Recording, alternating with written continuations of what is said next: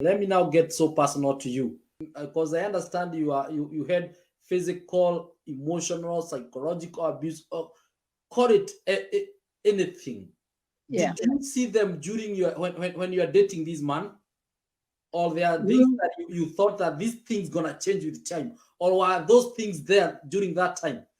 They were there, and that is why I dare speak about them. And I say I'm not proud about them, but Mhm. I speak to help somebody. There is a lady there. There is a young man. There is a young woman who is dating, and you have those red signs, and you are ignoring them because I know I did. One, you're born again. If like me, you're born again, and when you start quoting somebody, you know you find out they are not born again. And I'm not saying that everybody will start by being born again, but that was one red sign. But when they discover that you are born again, or you are going to church, you are in ministry and everything, before 2 months are over, they are in it. They are doing exactly what you are doing. Why? To get you hooked. They will give you what they know you want. They will talk the language they know you want to hear. And so they start covering up. And many of us can confess that we all went to church before we got married. Then after the wedding, one of you was left in church alone. What happened? Other things, somebody starts talking negative things about your parents while you're courting, when you're dating, when you're planning your wedding. You hear small things, comments that that leave you uncomfortable about your parents, about your siblings. And like me, you are thinking, I want peace. This is the man of my dream.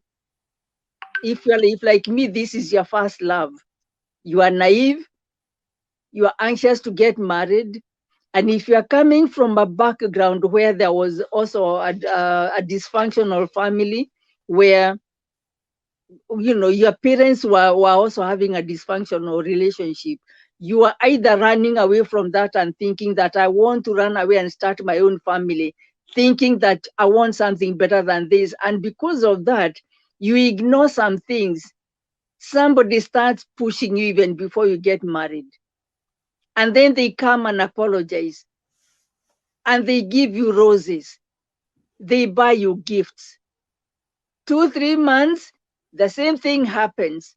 They are slamming a door at you. And when you insist, I'm not happy I don't like what is happening, back to it again, they will take you to Mombasa. They'll buy you things. They'll even buy you a car if they can afford it.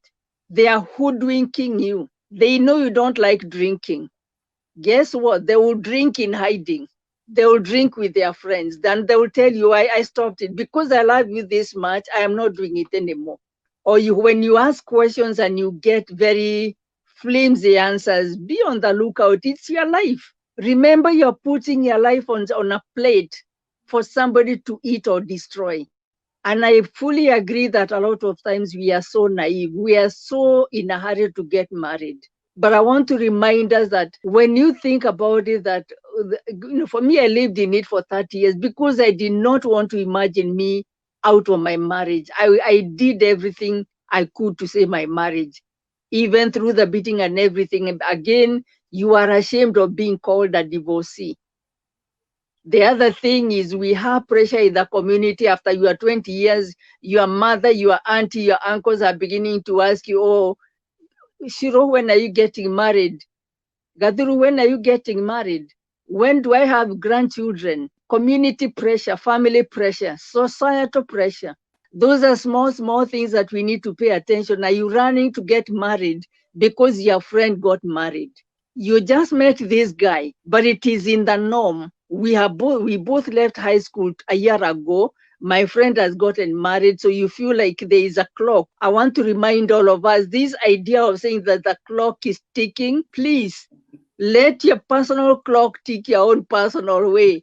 Don't allow your clock to tick with mine. This is a good example. I went to school at 56. My friends had already gone to college immediately after we left Alliance. These clocks are completely out of balance. But I was willing when the time came for me. I never gave up the idea of going back to college. That was one place God gave me the grace and the wisdom. My clock will not tick like everybody else, but at the beginning, getting married and everything, I want to get married like everybody else. Your clock is your clock, your timing is your timing. God's plans for you are you as just the two of you with God. Stop copying what everybody else is doing because it's your life. I will say this again. Look at the red flags in your own life. They mind red flags would not be there, but may not be yours. You have your own red flags. But I'm asking you, be alert. Don't jump into the fire just because everybody else is jumping. Others may jump into the water knowing that I can swim. You know you can't swim. Others can jump in because they know if things go wrong, my father has a farm, I can go back and farm. You don't have a farm, you don't even have a bicycle. This other guy has a motor vehicle. So I will leave it there, but I think those are enough examples, Gathuru, that we need to be very, very personal. Do not do what every Jones is doing.